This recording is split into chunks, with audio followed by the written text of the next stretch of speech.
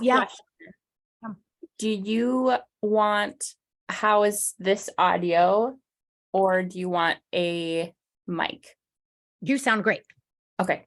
Sounds Yeah. good. You sound great. Yeah. For this podcast, I really try to keep it as authentic as possible.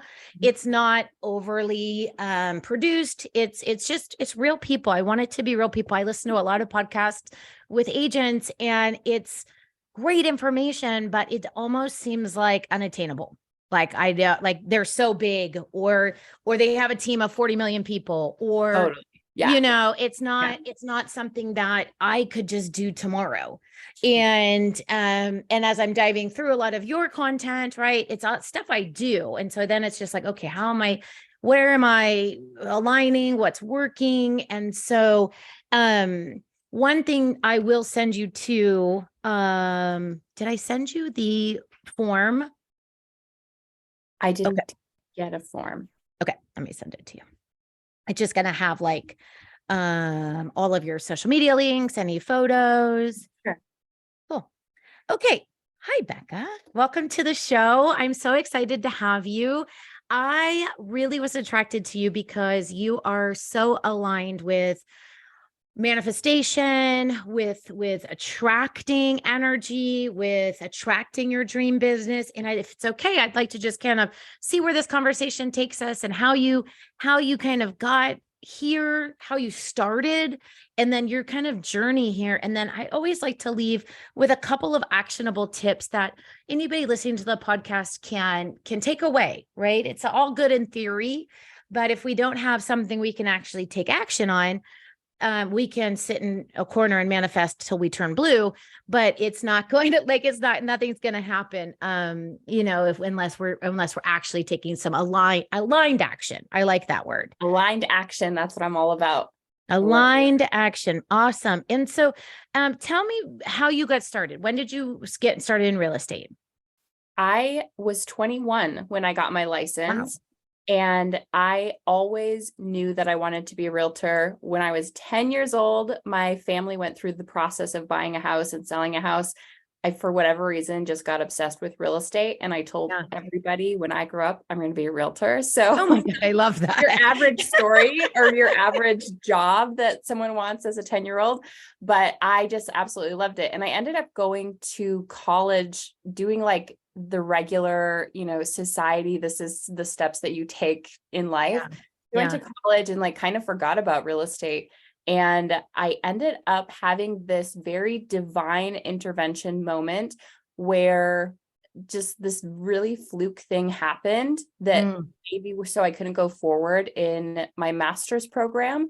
And I said, okay, I am taking this as a sign that I am going to quit. I'm going to get my license. I'm going to quit school. I'm going to get my license, real estate license, and go from there. So when I did it, I told my parents, like, I think I'm going to go get my real estate license.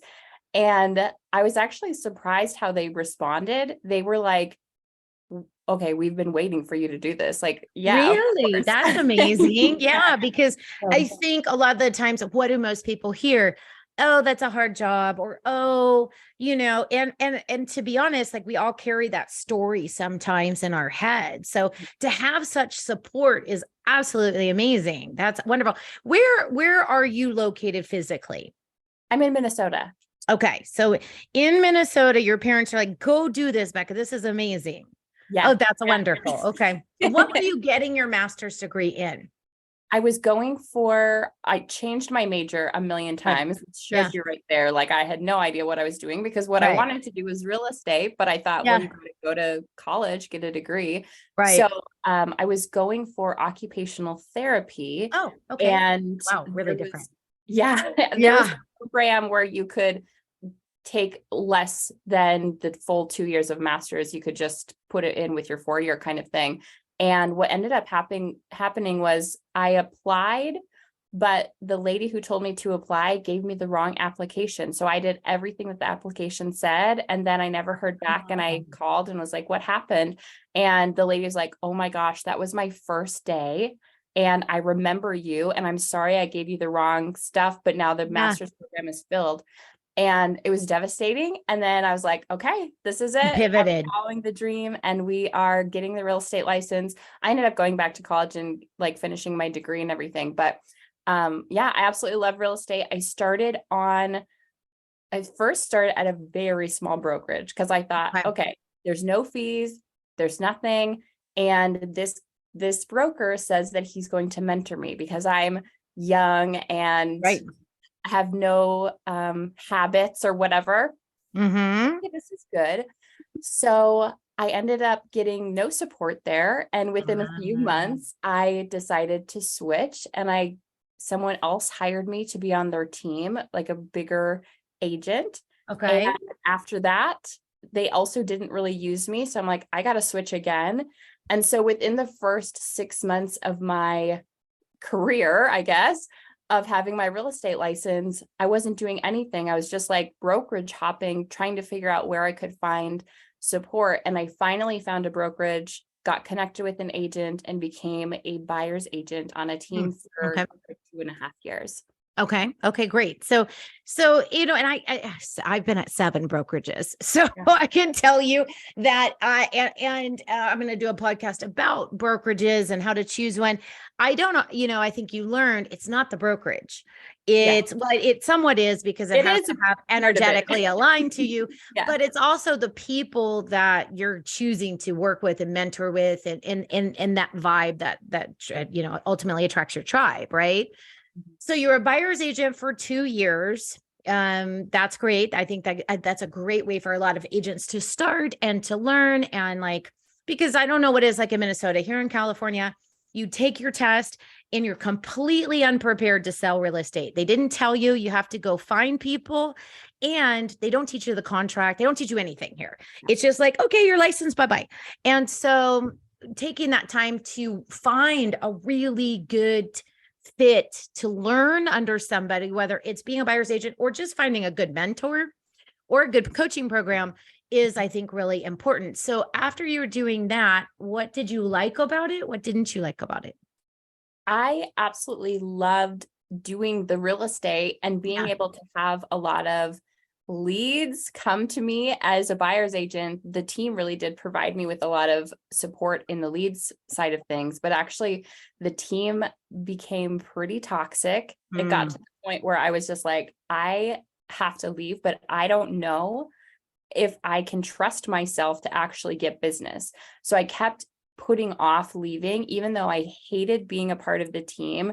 And they really wanted me to be in the office 9 to 5. But then, of course, as a buyer's agent, you're working 5 to 9 and Yeah. working the weekends.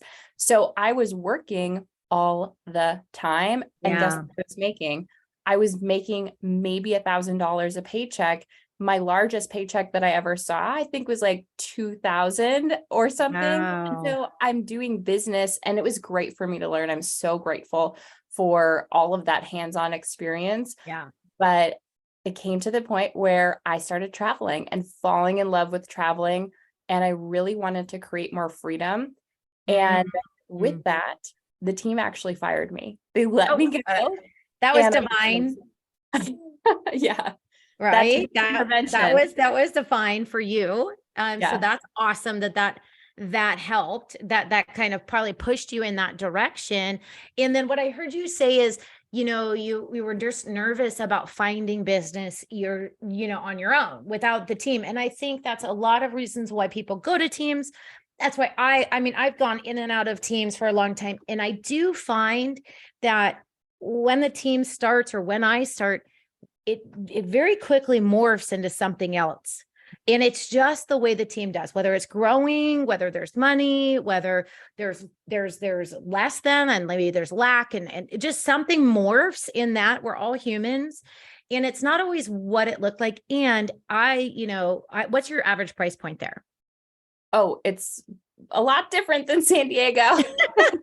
I mean, before all of this big boom and everything, average price point was like 250. And now Yes, we're you got to be still hustling. looking at like low threes. So Yeah.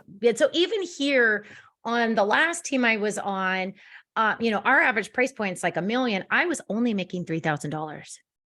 after Wow. all Even the that, splits, yeah. even here. Yeah. That And that you don't, ratio is even more intense than it's great. mine. And then so then you're really hustling and you're running around, you feel like a crazy person, Yep. and you don't have time to even think about your ideal client because you just got to take it, right? Because it's really expensive to live here. I can't live on Yeah. $3,000 a month. Right. And so we've got to be hustling all the time when we're on the team. And yeah, I think it's a good way to get started. So let's talk about, you get fired, you're traveling. What happens next in your life? So I actually struggled for like a year. Mm, I love that I vulnerability and honesty. Yeah. totally struggled. Like I had very little in the pipeline to almost nothing. Like I Right. don't remember exactly how many deals. I should go back and look, but it was a very small amount and not enough to support the bills that I had to pay and everything. And like I remember my bank account being like, Right. $100 and that's all I have. And I was trying so hard to find all of the things. I was listening to, like you said, I was listening to the podcasts of these big lofty people that it's great, but I'm here where I can hardly even figure out how to make $3,000. I wasn't making anything. Yeah. Yeah. Yeah. I went through a period where I was really struggling and I was trying to do all of the things that real estate tells you to do, that the industry and the big gurus and everything tell you to do. And first of all, I hated it. I hated every second that I was doing it. And then I also just wasn't getting the results. So this is when I started to shift and say, I'm either getting a 9 to 5 job, and Yep. I started applying for part-time positions because I just Yeah. needed some income. Yeah. And I'm like, I either have to get a 9 to 5 job or I got to figure this out. And Right. this is what I want to do. This is my dream job. So we're going to We figure got it to out. figure it out. We're going to figure it out. And, to be honest, it's a weird market right now. I always look in the background of like, what could I do other than this? And they just won't pay me enough. And I'd have to sit there like Yeah, at a exactly. desk. Like, We're how not paid awful for does that. that sound? Right. That Sounds sounds horrible. awful. That's like Yes. soul sucking. Right.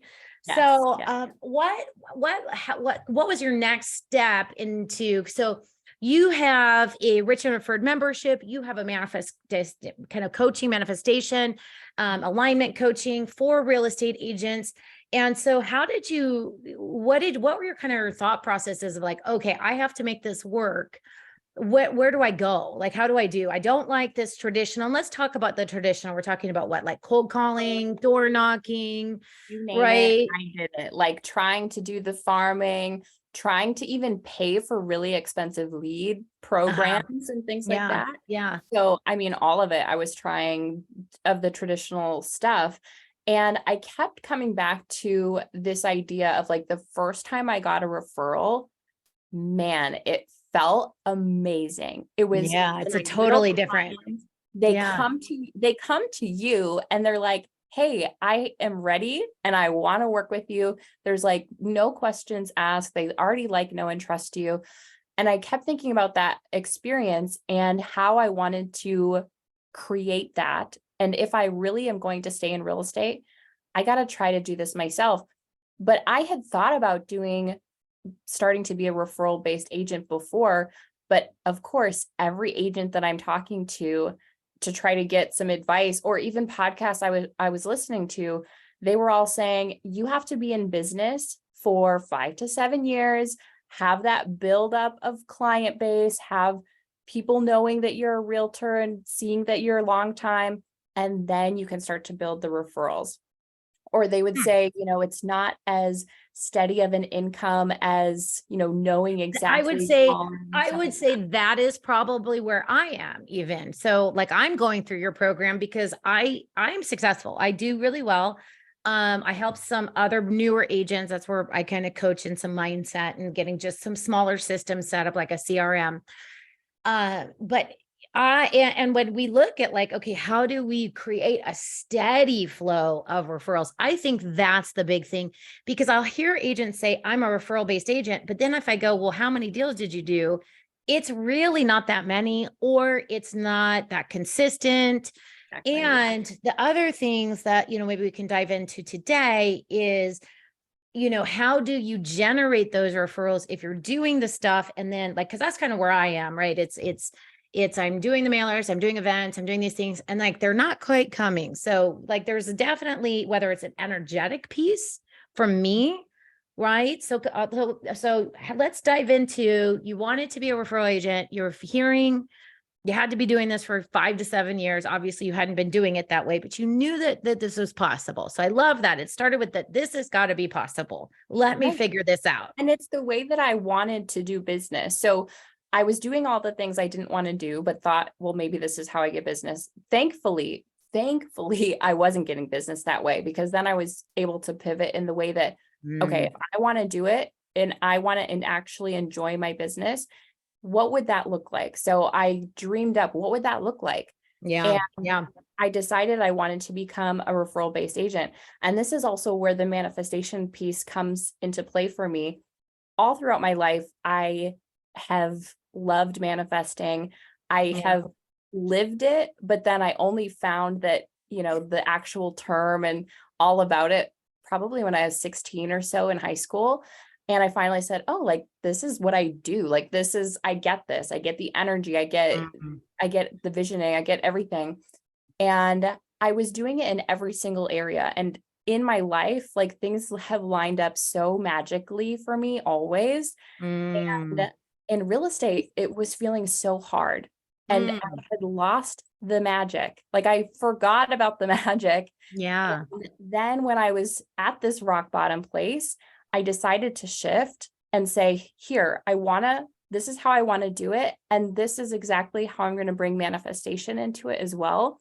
I'm Mm. finally aligning. I'm finally bringing the energy into it. And I'm finally like, this is what I want to create. Now let's do it. Yeah. So I love that because when I came to real estate, I owned a yoga studio. And Yeah. then I realized, ooh, like, okay, real estate people are all into self-development, but I went quote unquote straight. Like I was like, okay, this has got to be real estate. I got to put a suit on and, all that weird stuff. And then over the last few years, really, I pivoted to more, I'm a holistic real estate agent because those are my ideal clients. That's who I want to work with. And I'm like, hey, we can actually use manifestation in real estate. And then I found you and I was like, see, that was almost a validation, right? For me, it was like, oh, look, somebody else is doing it too. Yeah. So I love that you brought that into it. So how did you start to work with that to build this referral based business? Mhm. So the whole, like, I wrote down and I got so clear on what I actually wanted. And Mm. even though when I was writing it down, it seemed so out there. It seemed like no way is this even possible. Ooh, I But love if I'm that. going to be honest, I'm going to write down truly what I desire. And so that's where the manifestation piece comes into play. And for me, I wanted that referral based, having that be my main source of income, my main source of clients coming in. And I started playing around with that with the energy, but I also started saying, okay, if it were me Mhm. and I'm on the other side, what would make me want to continue to work with an agent, or what would make me want to give them all of my business? And so I started to think about that. And I started to just do those things and test them out. Like, I'm That's going to really test smart. this. So I'm going to test, how am I doing my events, or how am I following up with them? A lot of the people, when they're talking about getting referrals, they say, call your sphere every 3 months. And Yeah, I'm that's like, right now. oh, I'm working with the coach, and you and I have talked about coaching together as well. And I love him, but right now my conversation is you have to call people and tell them that um you want, you need a favor. Who do you know is going to buy or sell? And yeah, it so doesn't align with who no, I am. so icky. Yeah, it's Much really, love to that coach, but yeah, much it's love to not my it, way. right? But and here's the deal. Like I do think whenever you're going to work with a coach, you give them 3 months, you see if it's going. Don't ever sign a contract with coaching. If because and just have that conversation. Let's try this for 3 months. So that's kind of where I'm at right now, and I'm testing it, and it's interesting. It's Yeah, yeah. not a referral has come from it, so I'm checking and watching. think about it, right? Someone called you, Yeah. let's say it's not a realtor, let's say it's somebody else, maybe it's a lender, maybe it's someone who sells cars, or like Right. somebody you've worked with in the past, and they call you, you see their name on the phone, and you're thinking, why are they calling me? And if you do Mm. answer, if you don't let it go to voicemail and you do Yeah. answer and they say, hey, how's it going? And they try to build like some kind of fake rapport. I mean, they're trying, but Yeah. Yeah. at- essentially it's kind of a fake. And then they ask you for a referral and you're just like, Yeah. I got on the phone for this. I answered this. I don't know. Yeah. I just think for some people that does align, for some of their clients that does align. But for me, that gives me the ick. Like I hate answering the phone. Yeah. So Right. I I hate don't answering want the to phone have too. to answer it on Yeah. something like that. So that's what I thought about. I'm not going to call my people because I don't like to answer the phone. I don't want to get phone calls. And I also don't like to be asked for things. If I actually like you, if I genuinely think that you have done an amazing job, Yeah. if you continue to stay like top of mind, if you continue to stay in front of me in a value-based way and a Mm. real connection is formed, I Yeah. will be so loyal to you and give you all of my people, everybody. I don't even care if they tell me they're buying and selling. I'm going to talk about you and say, my agent is Mm. so cool Yeah. because this, and this. Right. And that's Right. what I would much rather have than just your standard, I'm a realtor. Can you work with me? I even think Right. about lenders that I absolutely love and I trust and I think they're amazing. The minute they ask me for a referral, I'm like, I get the ick. Like I'm just like, Yeah. And I'm so as in hey, my I wish you head, didn't do that. my lender that I work with, I'm very loyal. And the reason why is because he gives me value in the form of coaching, support, um, financial support, doing events, checking in with me, building that relationship, never asking me for a referral.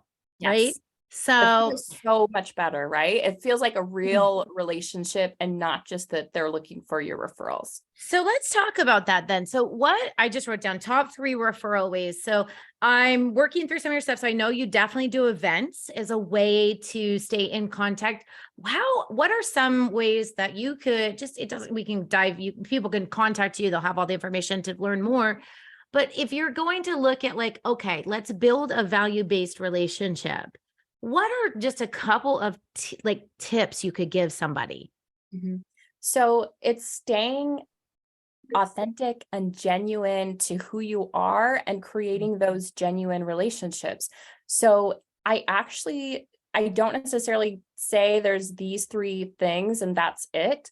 I Mm-hmm. want to look at what does this person align with for them. So some Mm-hmm. people like big events are not going to be their thing. So maybe micro events or, other things are going to be different. So I talk about my money making activities. And this is something that I work with like my students a lot is find out what your unique money making activities are that are aligned with you. And so that's going to be based off of your strength, what you Mm. enjoy, and then how you can put that together to get business. Now, with all of that being said, the best way to stay in contact and have those genuine relationships to really continue Yeah. is face-to-face Yeah. contact Yeah. Okay. and not in a forced way, like in Right. something that can be valuable and genuine. Yeah. So when you were starting this, you wrote down all of your big goals. How did you discover what your unique, because I just wrote that down too, my unique money making ways. And I'm sure somebody listening to that is like, okay, well, I don't know what that is. Obviously we can follow you, but like for you, how did you discover that? What were like, how did you yeah. How'd you get clear? Yes. So I looked at what would I actually want to do. Okay. So that's why the breakdown is it's your strength, what you enjoy, and then putting it together, in a way to get business. So for me, if I don't enjoy something, and this is probably universal, if I don't enjoy something, it's not going to be sustainable for me. I'm going to Right. avoid it. Right.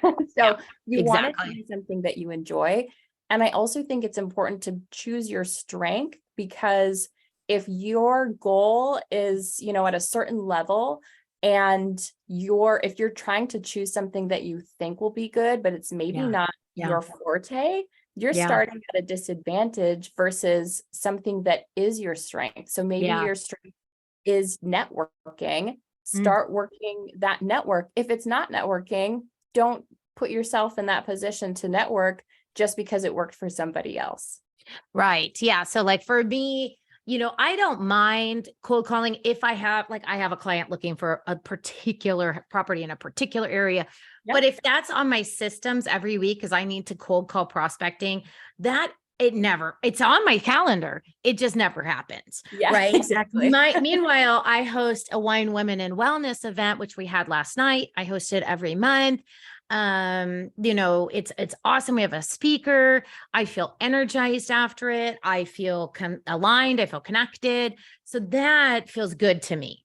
Yes, Right. like that I Yeah. would say is a great money-making activity that speaks to who you are, and it's going to speak to your ideal clients too. Yes. Yes. Okay. Perfect. Perfect. So you started putting all of this into play. You started identifying your money making activities and then kind of walk us through kind of what happened next. Yeah.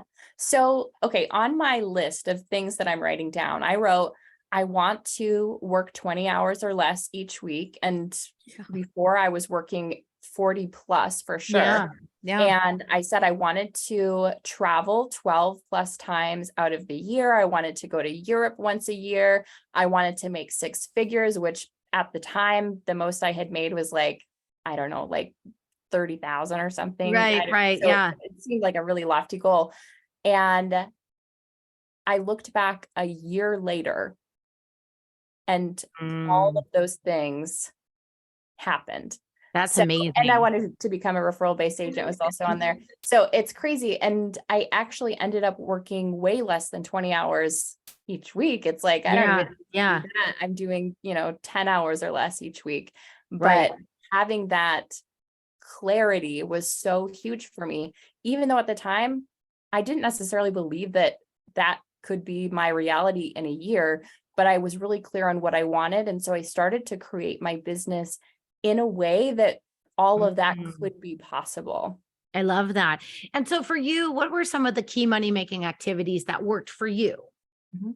So for me, it was definitely events. I loved Mm. having not huge events, Okay. but events with like probably 20 to 50 people Hmm. Hmm. and having it be something really fun. So to give you an example that I love the spa and Oh, yeah. I just love the spa and I love Yeah. like having that type of self-care. And of course I love manifestation and everything. So I had a Salt Cave ladies event. It was really Oh, different. I found a salt cave in the city and I had one of my really good friends who was a yoga teacher. She like led yoga in the salt caves. And then there was another like relaxation. I had a massage person there. I had like little oh, fun. champagne and fruit and stuff. And Yeah. so that's something that I wanted to do. I was excited to do. And it's something I absolutely would love to come to. And so when I'm inviting people, it's unique. It is Yeah. something that's fun. I didn't ask for referrals when they're coming. So it's literally just for them to come and to connect. So Yeah. having that is just like those fun events for me was really cool. And I also love doing reverse pop buys. I like pop Okay. buys too, but it's kind of like you can be going all over the place. What's a reverse pop by? A reverse pop by is when you have something of value, which you may give at the pop by, Uh-huh. but instead they're coming to you. So you say, I'm going to be here. Maybe it's your office from 12 to 2, handing out Thanksgiving pies. Sure. Sure. And so they're coming to you and they're picking it up. So that's why it's also important to have something that they actually would want to come pick up. So Right. it doesn't have to be a whole big thing, but you can chat for a little bit. You have that face-to-face connection. Mm. And yeah, it's a great way to just continue to stay connected. So I love doing those. And then also just continuing to bring value to them throughout the year. So I have a couple, I do those multiple times. And Okay. then I send handwritten note cards as well, which Uh, I, yeah. yeah, I love that. So, when you are hosting these events, is this money that you've budgeted to do this? Do you have sponsors that come and help you? Sometimes sponsors, sometimes on my own. If you think about, if you're at a place right now where you're not spending any money on marketing, Mhm. then you may have to spend a little bit, but it doesn't Okay. have to be over $100. Like you could do different types of events for $100. If Right. you're already spending money on leads and stuff like that, let's take that money, cut it in half, Mhm. because usually leads cost like A $1,000 lot. a month or something like Yeah. that. Yeah. And so for people that are doing that, you can take that, cut it in half, and do a really nice event too. So it's just Yeah. really cool to be able to see how that can translate. But you can also bring sponsors in as well, where people are going half and half or whatever with you too. Yeah, absolutely. That's so cool. I'm actually typing in Salt Cave near me because I want to go. Oh yeah, exactly. It's so fun. That's so cool. Yeah. Okay, so that is so awesome. So I love all of this. So this is something I talk about a lot is when you become a real estate agent or if you're just reevaluating your business. Like I actually love doing open houses. There are some agents who freaking hate it, but they do it. Like really taking that time to step back and be like, I like doing this. And this is enjoyable for me. I did a neighbors only open house. I door knocked it because it was a fun neighborhood and we had wine and it was fun. It was fun. So that was good. If I just went and door knocking things, I could probably farm a neighborhood that I live in the country. So it's like I live on an acre and we don't have Yeah. neighbors too near us. But like if somebody wanted to farm an area, but they really liked it and they wanted to have an ice cream social but they really did it. And it was coming from that place of passion instead of that place of I have to. Exactly that. Yes, I think that's the big takeaway from this episode is really getting aligned. First of all, I talk about this all the time is really writing down what you want. And I really love that you said get big hairy goals on there that you think are like crazy if you're looking at them, because why not? Right? Why not? What's the word? Who's going to even read this? Like it's just you. Yes. And that finding what really feels good in your soul and really feels good and lights you up and gets you excited when you're going out to do it, because then it's sustainable and it's consistent and you enjoy it. And that feeds off each other. Then people are excited to see you. They're wanting to connect It with you. will reflect back to you. I mean, Yeah. your clients can feel that energy. And also, chances are, if it feels ick to you, it's feeling ick Yeah. to them. If it's Yeah. feeling really good, really fun, all of that to you, Yeah. they are also going to feel that way as well. So, Yeah. being able to be that person that they come to, they can trust, and they know that you're genuine and like also a friend is really important to me. And, so they say that the average person actually knows 3 to 5 people that are moving, buying, selling, whatever Yeah. each year. I just heard And that. yeah. So if when you think about that, if you actually had the real connection with people, not if you Mm, asked them for the referral, because maybe right. when you're asking them for the referral, they're not keeping you in mind. You maybe reach them on a lucky day where they're like, you know what, yesterday I just talked to somebody who is thinking about selling. Right. But if Right. you're calling and doing that, they're not keeping that top of mind. Like they're going to Right. let that go, whatever. But if you are in their heart, essentially, like they Yeah. really love you and you have gone above and beyond for them, then it's going to be easy to start getting a consistent flow of clients, like actually consistent, and you're able to rely on just referrals as your income. I absolutely love this. And I think that this is, it's so funny because you'll hear one set of people and they're like the coaches or realtors and they're like, go do this. And then you're like, well, okay, that's everybody's telling me to do this. So it's nice to hear other people have these conversations of like, hey, this does work. And hey, if you come from the heart, it does work. If you are authentic, if you are like really identifying your ideal client, like mine is, I'm very clear who I like to work with, and it works so much better for all of us as well. Becca, where can people find you? at Commission Queen on just about everything. And then podcast is Manifesting in Real Estate. I listen. It's a really good podcast. I love listening to it. And you guys, I'm actually doing her Rich and Referred membership course right now, and it is really great. For me, it is just really solidifying that it's okay to feel good. It's okay to run a business that you feel good about, and that things will manifest and come true from that. Thank you so much for being here. I'm going to make sure to put all of your information, and I really appreciate your time, and it's been a real pleasure getting to know you. Yes. Thank you, Tristen. Yeah, you're welcome. I'm going to hit my stop recording. That's awesome.